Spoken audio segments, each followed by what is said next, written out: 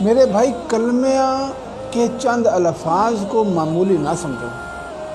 میں نے عرض کیا تھا کہ دوسرا کلمہ جو ہے وہ اصل کلمہ ہے جو نبی اکرم پڑھاتے تھے۔ میں شہادت دیتا ہوں، صرف میں نے کہا نہیں ہے، میں نے شہادت دی ہے، سب کے سامنے شہادت دی ہے، سب کے سامنے گواہی دی ہے کہ میں اب اللہ کا بندہ بن گیا ہوں، اللہ کی ہی بندگی کرنی ہے، میں نے کسی اور کی نہیں۔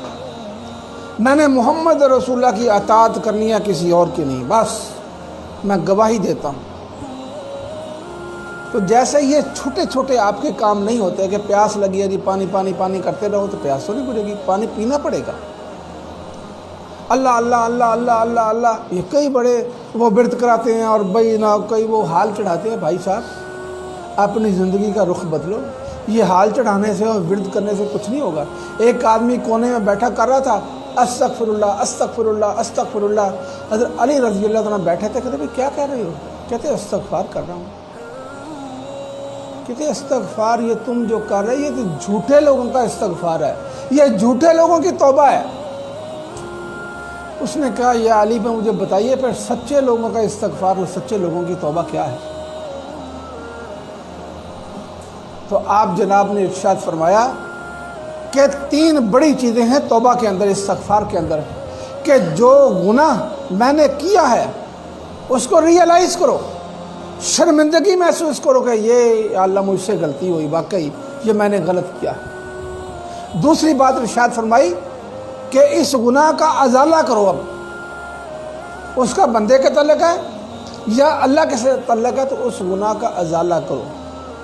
اور تیسری بات یہ فرمائی کہ دوبارہ یہ گناہ نہیں کرو گے، دوبارہ یہ غلطی نہیں کرو گے، یہ ہے توبہ۔ تو کلمہ پڑھنے سے جہاں میں اللہ کے حکم کا پابند ہو گیا، اگر کہیں نافرمانی ہو گئی تو پھر رجوع کروں میں اللہ کی طرف اور کہوں یا اللہ مجھ سے غلطی ہو گئی، مجھے معاف کر دے، اب میں دوبارہ نہیں کروں گا، مجھ سے بھول ہو گئی، یا اللہ میں تیرا بندہ ہوں، میں نے غستاخی نہیں کی ہے، مجھ سے بھول ہو گئی ہے۔ بھول تو آدم علیہ السلام سے بھی ہوئی تھی نا جی، غلطی ان سے بھی ہوئی تھی، غلطی ابلیس سے بھی ہوئی تھی۔ آدم علیہ السلام نے معافی مانگی، کہا ربنا ظلمنا انفسنا وَإِن لَّمْ تَغْفِرْ لَنَا وَتَرْحَمْنَا لَنَكُونَنَّ مِنَ الْخَاسِرِينَ۔ یہ کلمات کہے جو اللہ نے سکھائے تھے۔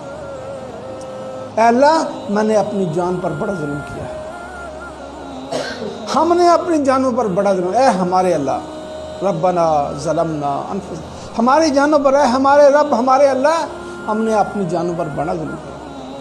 وَإِن لَّمْ تَغْفِرْ لَنَا، اور اگر تو نے ہم کو معاف نہ کیا، وَتَرْحَمْنَا، اور ہم پر رحم کیا، تو ہم کیا ہو جائیں؟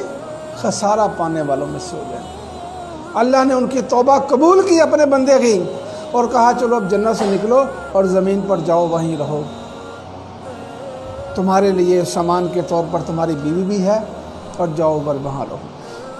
اور شیطان جو تھا ابلیس، وہ اکڑ گیا، اس نے بھی غلطی کی تھی، نافرمانی کی اللہ تعالیٰ کی، کہ میں آدم علیہ السلام کو سجدہ نہیں کروں گا، وہ مٹی سے پیدا کیا، میں آگ سے پیدا کیا گیا، میں نے چپے چپے کی عبادت کی ہے، میں کیوں کسی اور کے سامنے جھکوں؟ اللہ نے کہا جا تم مردود ہو گیا ہے، اس کو شیطان کا لقب دے دیا۔ اس کا مطلب کیا ہے کہ جو بھی رب کا نافرمان ہے وہ شیطان ہے، اس کا ساتھی ہے۔ اس بات سمجھنے کی کوشش کرو۔ رب رحمان کا بندہ اس کی طرف جھکے گا، اس نے کلمہ پڑھا ہے، جس رب کا میں نے کلمہ پڑھا ہے مجھے اسی کی طرف رجوع کرنا چاہیے جب مجھ سے غلطی ہو جائے، جب مجھ سے گناہ ہو جائے۔ یہ بات کہ زبان سے کچھ نہیں، زبانی توبہ توبہ توبہ توبہ کچھ نہیں ہوگا۔ جیسے پانی پانی پانی کرنے سے پیاس نہیں بجھے گی، اس طرح توبہ توبہ توبہ توبہ کرنے سے توبہ نہیں ہوگی قبول۔ ریئلائز کرو، تلافی کرو اور کہو پھر دوبارہ میں غلطی نہیں کروں۔